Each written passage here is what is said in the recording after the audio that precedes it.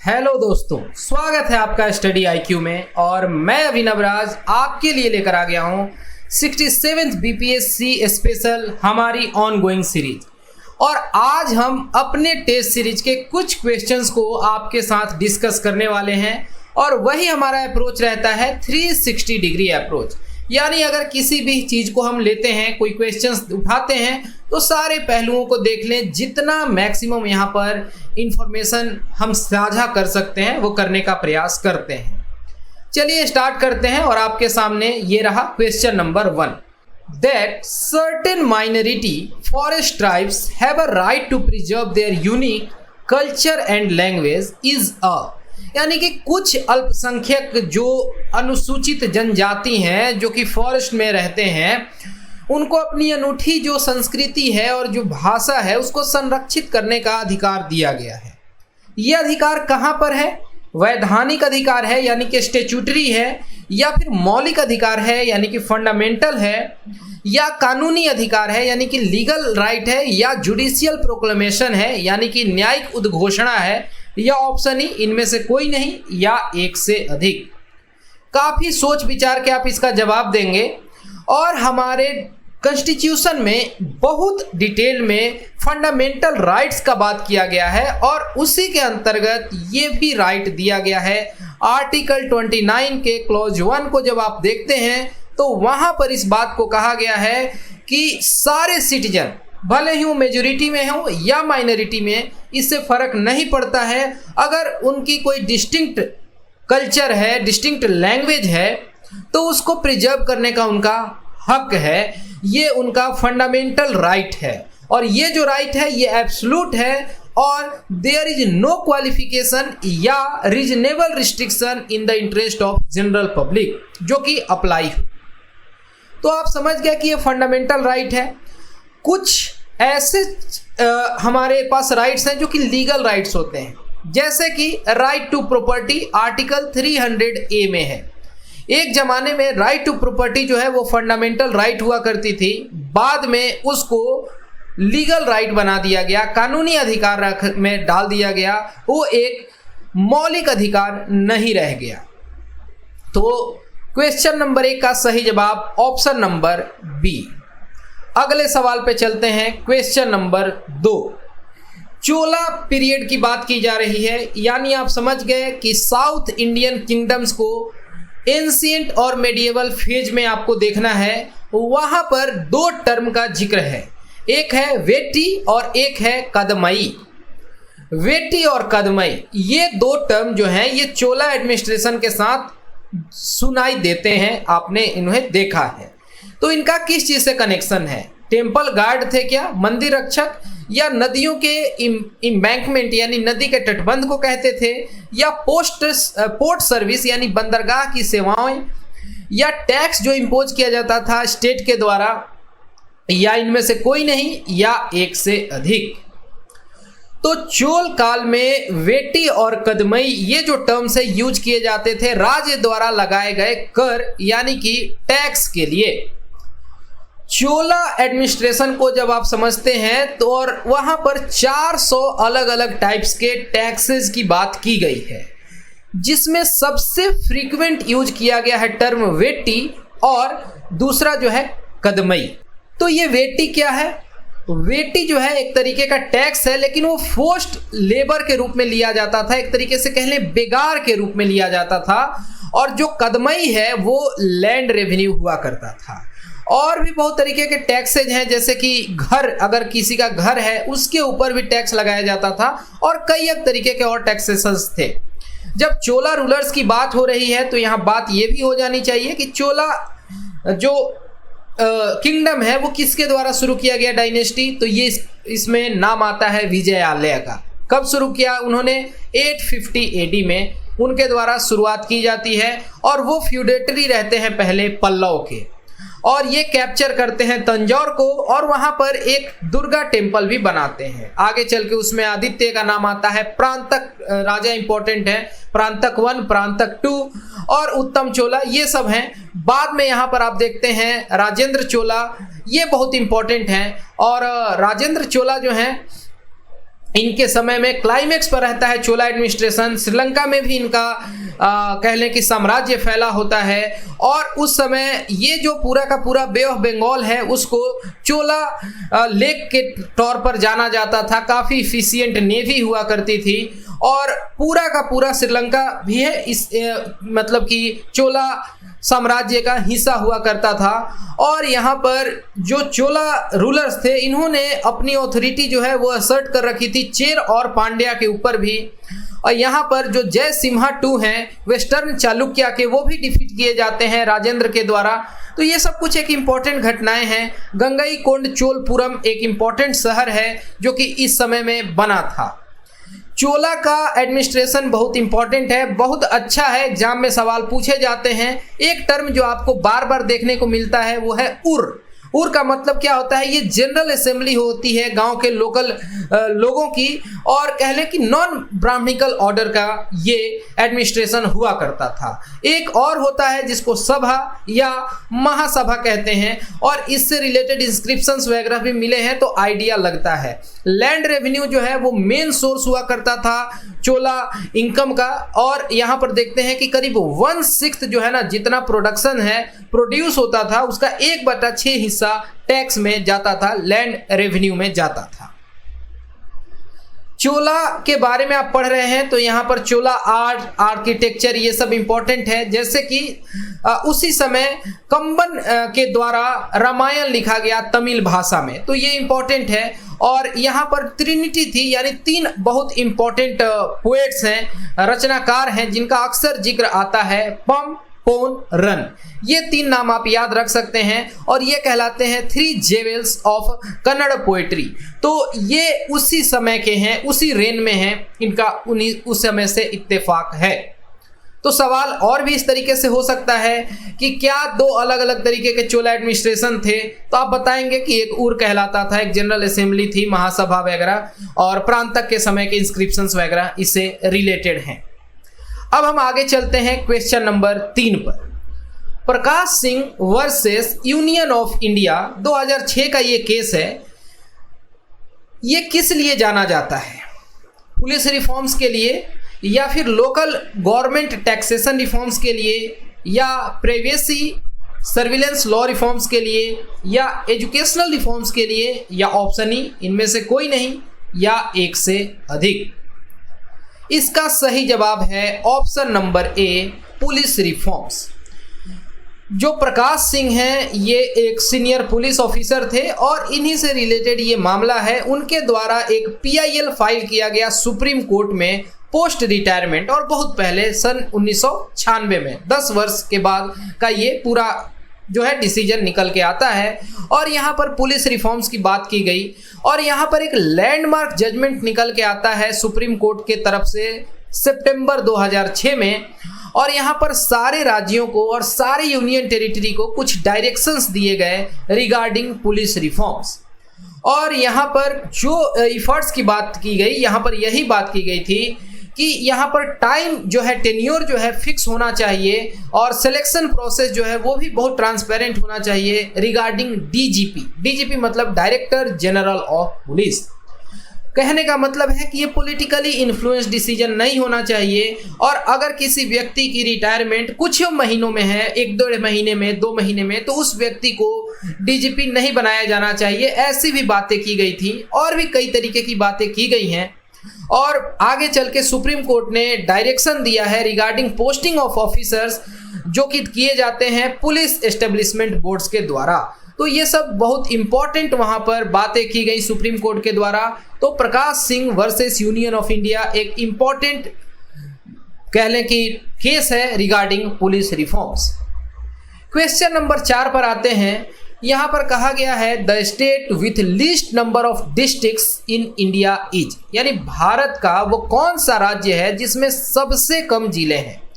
सिक्किम, गोवा, नागालैंड, मिजोरम, या option E इनमें से कोई नहीं, या एक से अधिक?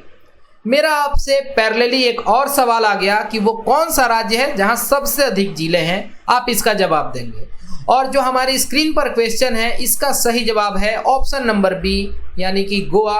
और गोवा में टोटल 2 ही जिले हैं, सिक्किम में टोटल 4 डिस्ट्रिक्ट्स हैं, नागालैंड में 11 डिस्ट्रिक्ट्स हैं और मिजोरम में 8 डिस्ट्रिक्ट्स है। बट सबसे कम कहां पर है तो गोवा में है। 4 का सही जवाब ऑप्शन नंबर बी। ये एक बार मैप देखिए। यहां मैप को देखने से आपको ये भी आइडिया लगते रहना चाहिए कि किन राज्यों की राजधानी का पोजीशन क्या है। मतलब कि लखनऊ यहाँ पर है, आप देख पा रहे हैं, और लखनऊ से आइडिया होना चाहिए कि जो भोपाल है वो वेस्ट में है। छत्तीसगढ़ का राजधानी जो है रायपुर वो इसके ईस्ट में है। बिहार का राजधानी पटना साउथ ईस्ट में है। इस तरीके से कि कोई भी मैप बेस्ड क्वेश्चन आपको उलझाने के लिए पूछा जाए तो आपको एक बेसिक आइडिया हो कि लखनऊ से दिल्ली जो है नॉर्थ वेस्ट में है, जयपुर करीब वेस्ट में है। इस तरीके से एक रफ आइडिया रहेगा तो कभी परेशानी नहीं होनी है। आगे चलते हैं क्वेश्चन नंबर 5। एंशिएंट इंडिया या रिलीजन से सवाल हो गया ये रिगार्डिंग बुद्धाज टीचिंग।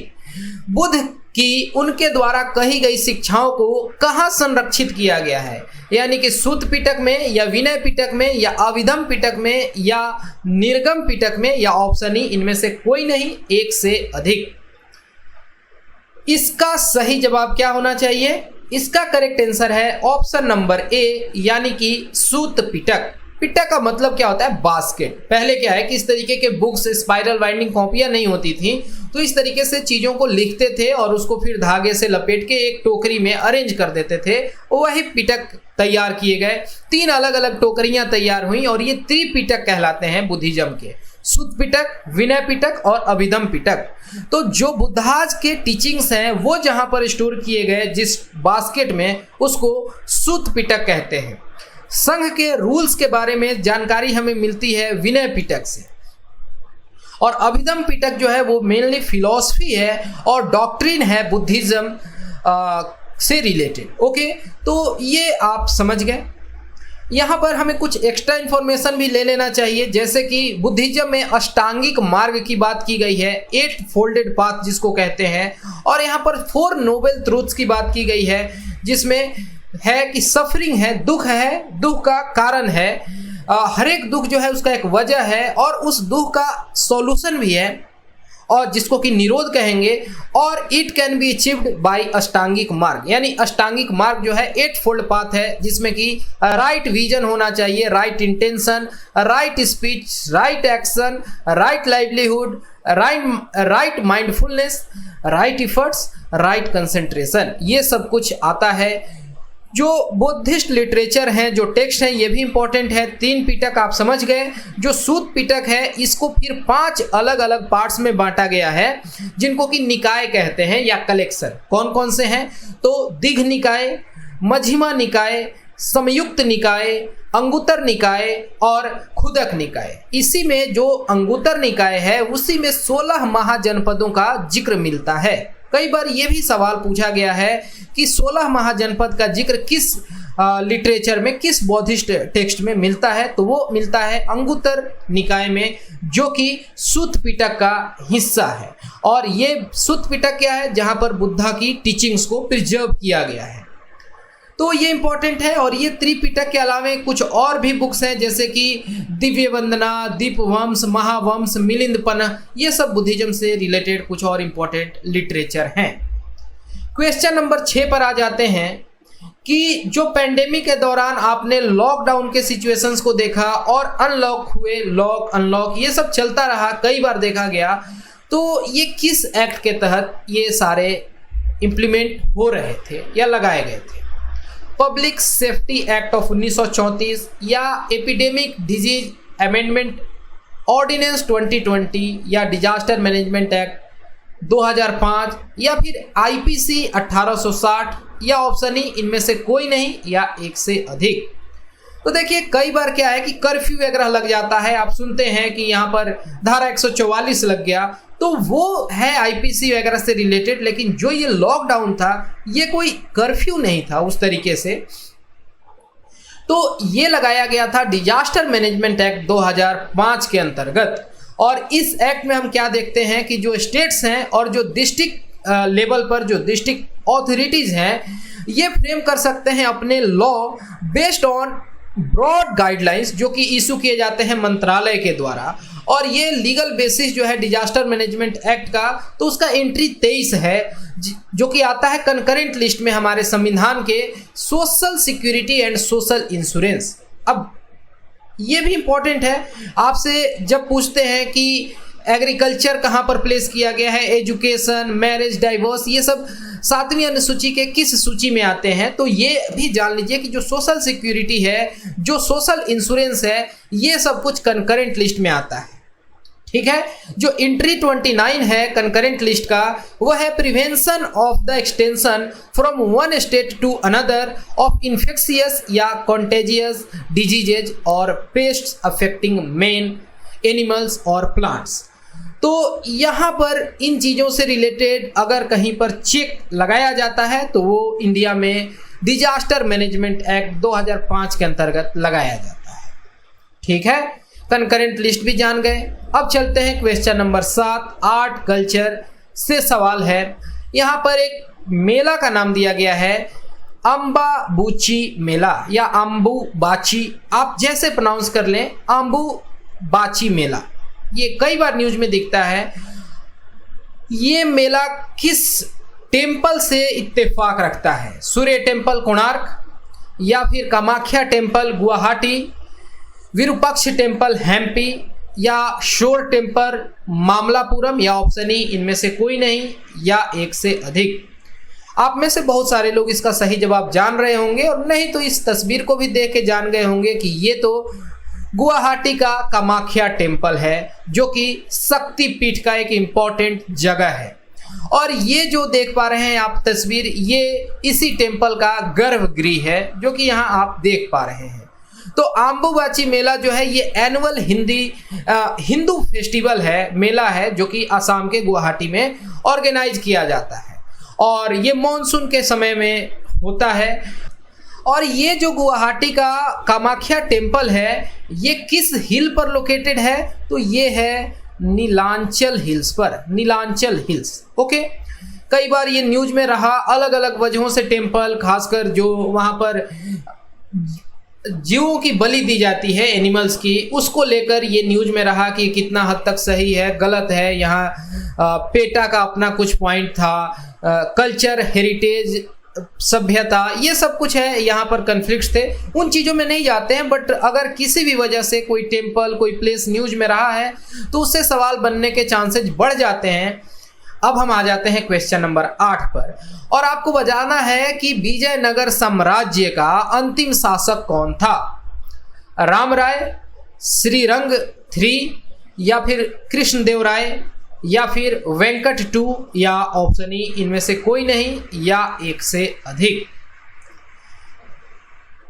तो इसका सही जवाब है option number B, Srirang 3। Vijayanagar empire अपने आप में चरमोत्कर्ष को भी देखा, ग्लोरी को देखा, और अपने डाउनफॉल को भी देखा। यहाँ पर 3 अलग अलग डायनेस्टीज रही हैं, संगम, सुलुभ और तुलुभ। ये तीनों इंपॉर्टेंट हैं। इसके अलावा भी कुछ डायनेस्टीज हैं जैसे कि अरविडू, तो ये अंत में रही हैं, और उस समय अब इसका डाउनफॉल जो है वो शुरू हो चुका था। आखिरी जो राजा कहे जाएंगे वो है श्रीरंग। जब हम बात करते हैं विजयनगर एम्पायर की तो वहाँ श्री कृष्ण देवराय का जिक्र जरूर आता है, जो कि तुलुभ डायनेस्टी से थे, और इनका जो रेन रहा है 1509 से लेके 1529 का रहा है, 20 वर्षों का रहा है। और इनका जो रेन रहा है काफ़ी कमाल का रहा है, पढ़ाई लिखाई, शिक्षा, डेवलपमेंट, हर एक पर्पज से ये बहुत अच्छा रहा है। और यहाँ पर देखते हैं कि टाउनशिप वगैरह भी डेवलप किया गया, एक नया टाउन बनाया गया नागलपुरम के नाम से, जो कि उनके माँ के नाम पर बेस्ड है। और जब विजयनगर एम्पायर को देखते हैं तो वहाँ पे राकश-तंगड़ी वार जो है ये बहुत इंपॉर्टेंट है, वो एक गेम चेंजर वॉर रहा है, तो उससे भी सवाल बनते हैं। तालीकोटा।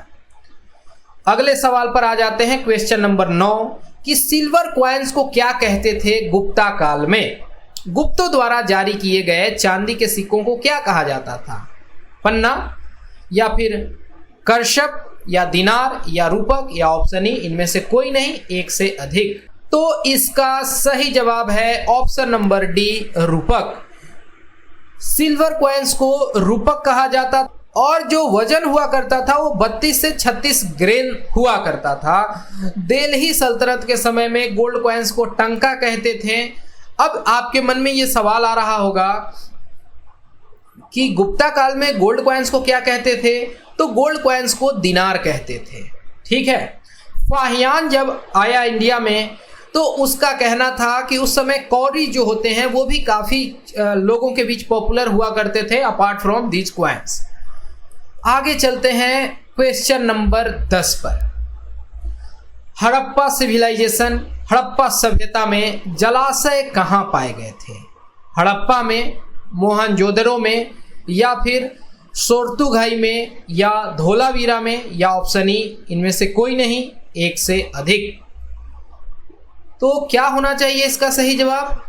तो करेक्ट आंसर है ऑप्शन नंबर डी, धोलावीरा। अभी मैप पर जगहों को देखेंगे, लेकिन मैक्सिमम जो हड़प्पन साइट्स हैं वो सेमी एरिड रीजन्स में थी और वहां पर नहरों वगैरह के चैनल्स को भी हम देखते हैं, कई बार ऐसे एग्जाम्पल्स मिले हैं। आप देखिए इस मैप को, यहाँ रण ऑफ कच्छ में आपको धोलावीरा नजर आ रहा है, आप देख पा रहे हैं। लोथल, धोलावीरा ये सब इंपॉर्टेंट क्षेत्र हैं गुजरात के। जब हम करेंट अफेयर वाला डिस्कशन वीडियो देख रहे थे तो वहाँ पर यूनेस्को वर्ल्ड हेरिटेज साइट्स की भी बात हुई थी। अब यहाँ पर कुछ जो फाइंडिंग्स हैं, इंपॉर्टेंट चीज़ें जो पाई गई हैं, जैसे हड़प्पा। तो हड़प्पा रावी नदी के तट पर अवस्थित है, आप देख पा रहे हैं ये हड़प्पा रावी नदी। और यहाँ से सैंडस्टोन की स्टैचू जो है ह्यूमन एनाटॉमी की दिखती है, ग्रेनरीज मिले हैं और बुलॉक कार्ट्स वगैरह के एग्जाम्पल्स हैं। मोहनजोदड़ो यानी कि मुर्दों का टीला, माउंट ऑफ डेड कहते हैं। और ये कहाँ पर है, तो किस नदी के किनारे है? इंडस नदी के किनारे है मोहनजोदारो। ये देख पा रहे हैं, यहाँ पर बहुत कुछ मिला, जैसे कि ग्रेट बाथ, ग्रेनरी मिला, ब्रॉन्ज की डांसिंग गर्ल है जो कि त्रिभंग पोज में है। इसी तरीके से ओवन क्लॉथ्स वगैरह के एग्जाम्पल्स मिले हैं। और भी बहुत सारे साइट्स हैं और इन पर बहुत सारे रिसर्च चल रहे हैं, हुए हैं। जैसे ये लोथल देख पा रहे हैं, डॉकयार्ड के लिए जाना जाता है। राइस हस्क है, ये जो कालीबंगा का क्षेत्र है यहाँ पर, तो यहाँ पर जूती हुई खेतों के एग्जाम्पल्स मिले हैं। और धोलावीरा जो है, यहाँ पर हम देखते हैं कि वाटर हार्नेसिंग सिस्टम और वाटर रिजर्वायर्स के एग्जाम्पल मिले हैं। ये सब कुछ इंपॉर्टेंट सवाल बनते हैं, इसी तरीके के सवाल बार बार पूछे जाते हैं और आप इसके लिए तैयार हैं, मैं जान रहा हूँ। क्वेश्चन नंबर 11, चौठ और सरदेशमुखी ये टैक्स के प्रकार हैं, ये किस समय में लगाए जाते थे? औरंगजेब के समय में, या छत्रपति शिवाजी के टाइम में, या बालाजी बाजीराव के टाइम में, या माधवराव के टाइम में, या ऑप्शन ई इनमें से कोई नहीं, या एक से अधिक? तो करेक्ट आंसर है option number B, Chhatrapati Shivaji के टाइम में चौठ और सरदेशमुखी। चौथ का मतलब हुआ 1/4 और सरदेशमुखी जो है 1/10। दोनों अलग अलग तरीके के टैक्स हैं। जो तो यहाँ पर चौथ का मतलब बेसिकली 1/4 हो गया, यानी कि 25% जो भी ग्रॉस रेवेन्यू कलेक्ट हुआ है, और या फिर कैश में नहीं है तो काइंड में है, तो होस्टाइल या एलियन स्टेट्स को वो पे करना पड़ता था मराठाओं को, और इसके ऊपर फिर 10% टैक्स लेवी किया जाता था चौथ के ऊपर, जिसको कि सरदेशमुखी कहते हैं। और मेन रीजन क्या है एडिशनल टैक्स का, कि king claiming hereditary rights upon the tax collected. तो ये सब कुछ है, एक सिस्टम ऐसा बना हुआ था और ये बहुत इंपॉर्टेंट सवाल है। यहीं पर शिवाजी के कोर्ट में अष्टप्रधान हुआ करते थे। अगला सवाल ज्योग्राफी का, question number 12, roaring forties. The roaring forties इनका किससे कनेक्शन है? स्ट्रॉन्ग वेस्टर्ली विंड जो कि साउदर्न हेमिस्फीयर की है, या feeble easterly wind northern hemisphere की, या thunderstorm often found near equator, या equatorial counter currents that move near the eastern coastal shore of lower latitudes, या ऑप्शन ई इनमें से कोई नहीं, या एक से अधिक? तो साउदर्न हेमिस्फीयर और नॉर्दर्न हेमिस्फीयर में एक बहुत बड़ा डिफरेंस है कि नॉर्दर्न हेमिस्फीयर को हम लैंड हेमिस्फीयर कहते हैं क्योंकि यहाँ पर लैंड मास की बाहुल्यता है, जबकि साउदर्न हेमिस्फीयर को वाटर मास कहते हैं क्योंकि वहाँ पर वाटर बॉडी ज़्यादा है, लैंड कम है। बहुत कम ही जगहों पर लैंड जो है वो अवरोध बनता है, और एक बार पानी में अगर मोमेंटम बन जाए सर्कुलेशन का, एयर का सर्कुलेशन पानी के ऊपर, तो वो जल्दी ब्रेक नहीं होता है। और यही वजह है कि वो काफ़ी एक मतलब कि प्रभावशाली विंड का रूप ले लेता है दक्षिणी गोलार्ध में 40 डिग्री अक्षांश के अगल बगल में, और इसी को कहते हैं रोरिंग फोर्टीज। ये आप मैप देखिए या ये ग्लोब का हिस्सा देख पा रहे हैं, यहाँ पर 40 डिग्री लैटिट्यूड के पास रोरिंग फोर्टीज कहते हैं, 50 डिग्री के पास फ्यूरियस 50s और 60s के पास स्क्रीमिंग 60s। यानी ये नाम से ही आप समझ सकते हैं कि यह कितने प्रचंड हैं, ये बताने की कोशिश की जा रही है। देखिए यहाँ पर आपको न्यूजीलैंड नज़र आ रहा है जो कि ये ऑस्ट्रेलिया से दक्षिण और पूरब दिशा में है, देख पा रहे हैं। तो ये 40 डिग्री के पास है, ऐसे भी आप जान गए। ये 40 डिग्री अक्षांश है और ये देख रहे हैं कि ये नॉर्दर्न आइलैंड है, ये साउदर्न आइलैंड है। और जब सैटेलाइट से वो पिक्चर कैप्चर की जाती है इन रोरिंग फोर्टीज की, तो ये कुछ ऐसे दिखते हैं, काफ़ी प्रोमिनेंट हैं और इन पर बहुत कुछ रिसर्च हुआ भी है और बहुत कुछ अभी रिसर्च हो भी रहा है। ये strong west to east direction में बहने वाले एयर करेंट्स हैं which are caused due to combination of air being displaced from equator towards the south pole, और साथ ही साथ जो अर्थ का रोटेशन है, दोनों मिलके इस तरीके से इंपॉर्टेंट मूवमेंट तैयार करते हैं वाटर बॉडीज में। आ जाते हैं पॉलिटी के क्वेश्चन नंबर 13 पर। कियोतो होलोहन मामला यानी कियोतो होलोहन केस जो है न्यूज में कई बार दिखाई देता है। इसका कनेक्शन, इस केस का कनेक्शन किस चीज़ से है?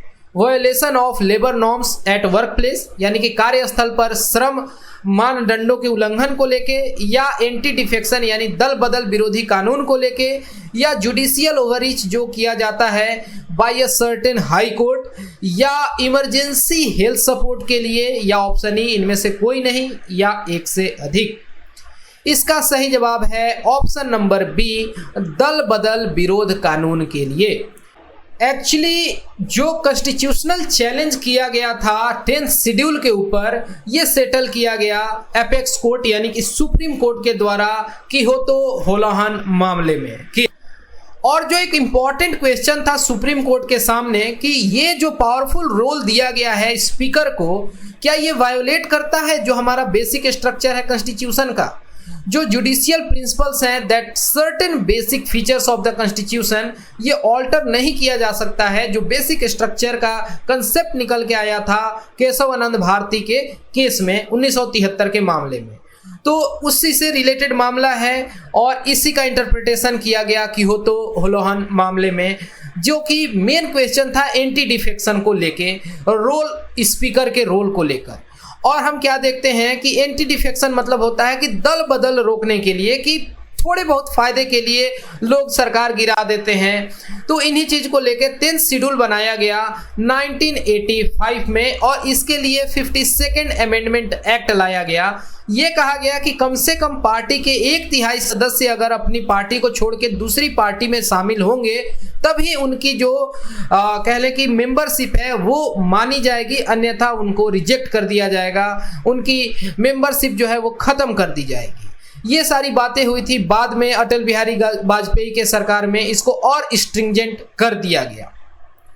Question number 14, in India the largest contributor to energy generation is, यानी भारत में ऊर्जा उत्पादन में सबसे बड़ा योगदान या योगदानकर्ता कौन है? कोयला आधारित बिजली संयंत्र, या परमाणु संयंत्र, या प्राकृतिक गैस आधारित संयंत्र, या जल विद्युत संयंत्र, या ऑप्शन ई इनमें से कोई नहीं, या एक से अधिक।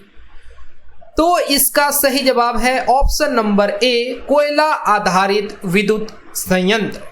और इंडिया जो है ये दुनिया का तीसरा लार्जेस्ट प्रोड्यूसर है इलेक्ट्रिसिटी का, और वर्ष 2013 के बाद से ऐसे ट्रेंड हमारे पास रहे हैं और हमारा शेयर करीब 5% का रहता है इलेक्ट्रिसिटी जनरेशन में, और हम जापान, रसिया से आगे हैं। ठीक है, अब देख लेते हैं यहाँ चार्ट के मदद से। ये जो चार्ट है ये भारत सरकार के लेटेस्ट डेटा के हिसाब से है और ये डेटा है 30/9/2021, यानी एकदम लेटेस्ट है। और यहाँ पर हम कंट्रीब्यूशन देखते हैं कि जो फॉसिल फ्यूल है उसका कंट्रीब्यूशन करीब 51.9 यानी 52% है। गैस का 6%, डीजल का 0.1%, यानी टोटल फॉसिल फ्यूल 60.2%, इसमें भी 52% कोयला और लिग्नाइट है। इस तरीके से हम देख पाते हैं, समझ पाते हैं। और ओवरऑल इस तरीके से देखेंगे कि नॉन फॉसिल फ्यूल्स जो हैं बाकी करीब 40% हैं, और इसमें हाइड्रो का शेयर अकेले 37.9% है। अब हाइड्रो को भी आप तोड़ के देखें तो आप देख सकते हैं कि ऐसे स्प्लिट करेंगे तो 12.0, 26.1, 1.7। तो ये इस तरीके से एक बार चार्ट को देख लीजिए, मेमोराइज कर लीजिए, बहुत ज़रूरी है याद रहना।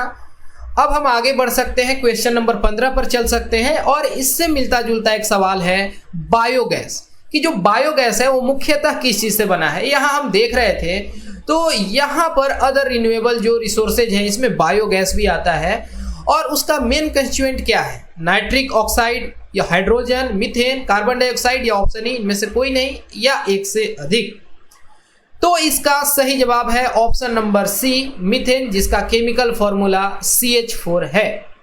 बायोगैस एक एक्सीलेंट फ्यूल है और इसमें मीथेन की मात्रा 75% तक होती है, और ये बर्न जब होता है तो स्मोक नहीं देता है, कोई रेसिड्यू नहीं छोड़ता है, जैसे कि राख, कालिख, ये सब नहीं होते हैं इसमें। तो ये कोयला वगैरह से बहुत बेहतर है, हीटिंग कैपेसिटी भी काफ़ी हाई है, और इस पर सरकार बहुत बढ़ावा देने का काम कर रही है। क्वेश्चन नंबर 16 इकोनॉमी का सवाल, गाफा टैक्स। गाफा टैक्स हाल फिलहाल में न्यूज में रहा था। ये किस चीज़ से रिलेटेड टैक्स है? कॉरपोरेशन टैक्स यानी निगम कर है, या पारिस्थितिक उपकर है यानी इकोलॉजिकल सेस है, या इंटर जेनरेशन इक्विटी टैक्स है, या पर्सनल टैक्स है, या ऑप्शन ई इनमें से कोई नहीं, या एक से अधिक। काफ़ी सुर्खियों में रहा था गाफा टैक्स। गाफा एक्रोनिम है, इसका फुल फॉर्म होता है G से गूगल, A से होता है एप्पल, F से फेसबुक, और अगले A से अमेजन। यानी कि ये सारी जो MNCs हैं इनके ऊपर फ्रांस में एक अलग किस्म का टैक्स लगाया गया फ्रांस के पार्लियामेंट के द्वारा, और इसको गाफा टैक्स कहा गया। और ये एक तरीके का निगम कर है, कॉरपोरेशन टैक्स है। तो 16 का सही जवाब ऑप्शन नंबर ए। इंडिया में भी कई तरीके के अभी कन्फ्लिक्ट चल रहे हैं इन बड़े बड़े टेक जायंट्स और भारत सरकार के बीच में। Question number 17, in the human body significant magnetic field is produced by which of these organs. ये सवाल पूछने का मेरा यही मकसद है कि जैसे EEG, ECG के ऊपर BPSC सवाल पहले पूछ चुका है, तो ऐसे और सवाल पूछे जा सकते हैं कि मानव शरीर में महत्वपूर्ण चुंबकीय क्षेत्र जो है वो किस अंग में है। फ्लीहा और यकृत यानी कि स्प्लीन और लीवर में, या दिल और दिमाग में, या पेट और जो पेट के स्मॉल इंटेस्टाइन का शुरुआत का हिस्सा होता है जिसको डुओडेनम कहते हैं, या फिर हाथ पैर में, या ऑप्शन ई इनमें से कोई नहीं, या एक से अधिक। तो बहुत ही कम पावर के जो इलेक्ट्रिकल फील्ड्स तैयार होते हैं वो कहे जाएंगे कि ब्रेन में और हार्ट में होते हैं। तो सही जवाब होगा ऑप्शन नंबर बी। और यही वजह है कि इन्हीं इलेक्ट्रिक फील्ड्स के वजह से हम MRI स्कैनिंग कर पाते हैं। MRI टेस्ट के मदद से हेल्थ का पता चलता है, मैग्नेटिक रेजोनेंस इमेजिंग। तो यहाँ पर मैग्नेटिक फील्ड तैयार होता है और अलग मैग्नेटिक फील्ड से उसको कैप्चर करते हैं हम। अगले सवाल पे चले, question number 18, which of the following best describes a planet. Planet नहीं है, ये प्लूनेट है। अब जैसे हिंदी में हम संधि विच्छेद पढ़ते हैं, तो इसी तरीके से प्लूनेट को जब हम समझना चाहें तो इसका मतलब होगा प्लैनेट प्लस मून।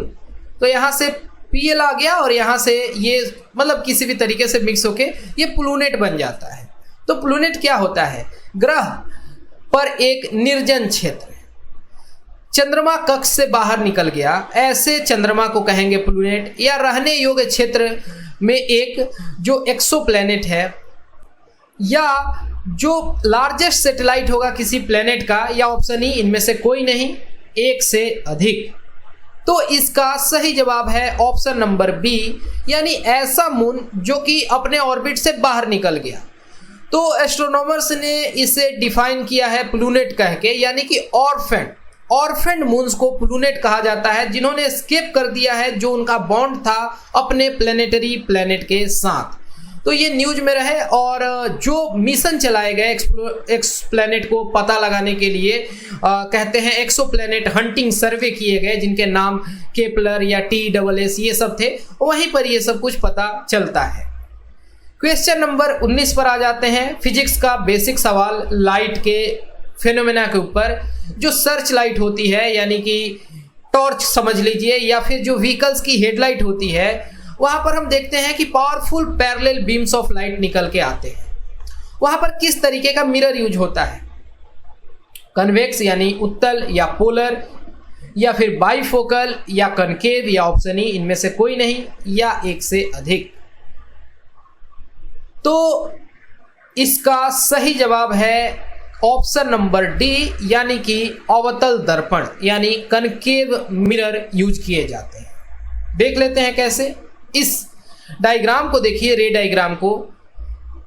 यहां पर अगर बल्ब लगा दिया गया और ये मिरर है, यहां पर कलई किया हुआ है, तो ये समझ गए कि अंदर वाला साइड रिफ्लेक्टिंग सरफेस है। और यहां देख रहे हैं कि जब भी कोई फोकस से बीम जाके मिरर पे स्ट्राइक करेगा तो वो पैरेलल हो जाता है, जो ये सेंट्रल लाइन है।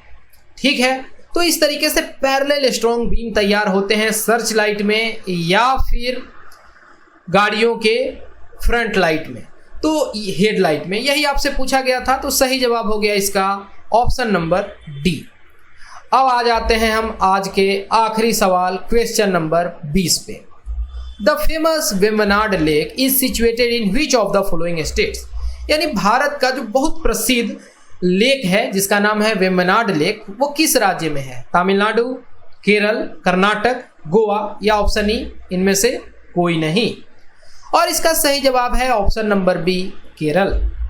इस मैप को देखिए, इस क्षेत्र को देखिए, यहाँ पर आप देखेंगे ध्यान से, यहाँ पर आप देख सकते हैं लिखा हुआ वेम्बनाड लेक केरला में है। ये इंपॉर्टेंट लेक है और ये लॉन्गेस्ट लेक है इंडिया का, और केरला का लार्जेस्ट लेक है। लॉन्गेस्ट और लार्जेस्ट में आप डिफरेंस समझ पा रहे हैं। जो वेम्बनाड लेक है इसको कई अलग नाम से जानते हैं, जैसे कि वेम्बनाड कायल कहते हैं रीजनल लैंग्वेज में, या फिर कोल भी कहते हैं इसको, पूनामाडा लेक भी कहते हैं कुटनाड के क्षेत्र में, और कोची लेक भी कहते हैं कोची वाले क्षेत्र में। कई सारे डिस्ट्रिक्ट्स में पसरा हुआ है। 4 इंपॉर्टेंट नदियों का ये सोर्स है, जैसे कि मीनाचिल नदी या फिर पंपा, मणिमाला, ये सारी नदियों का ये उद्गम स्रोत है। और जो वल्लम कली है, जो कि famous boat snake boat race होता है, नेहरू ट्रॉफी बोट रेस जो होता है, वो इसी लेक में होता है। और सेकेंड लार्जेस्ट रामसार साइट है इंडिया का। सबसे बड़ा कौन सा रामसार साइट है? तो वह है सुंदरबन का डेल्टा, ये सेकेंड लार्जेस्ट रामसार साइट है। एक यहाँ पर बर्ड सेंचुरी का भी नाम जान लेना जरूरी है, वो है कुमारकोम बर्ड सेंचुरी। और 2019 की बात है, एक आइलैंड का नाम है विलिंगडन आइलैंड। ये सी पोर्ट लोकेटेड है कोची में, और ये कार्व आउट करके बनाया गया वेम्बनाड लेक में। इसका क्या नाम है? Willingdon island. तो ये कुछ एक इम्पॉर्टेंट फैक्ट्स थे जो कि आपको मालूम होने चाहिए, या आप जान रहे होंगे तो, या नहीं भी जान रहे हैं तो वैल्यू एडिशन, यानी कि ये प्रक्रिया जो है सीखने की वो चलती रहनी चाहिए। और यहाँ पर हम 20 क्वेश्चंस के माध्यम से बहुत चीज़ों को डिटेल में डिस्कस करते हैं।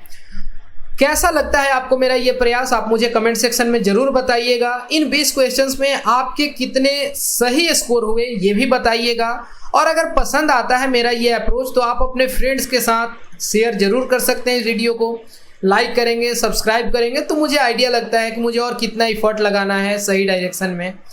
और अगर आपके मन में कोई दुविधा है, कोई संकोच है, तो आप बेहिचक इन नंबर्स को कॉन्टैक्ट कर सकते हैं। फिलहाल इस वीडियो में इतना ही। Thanks for watching and all the best for your upcoming exam.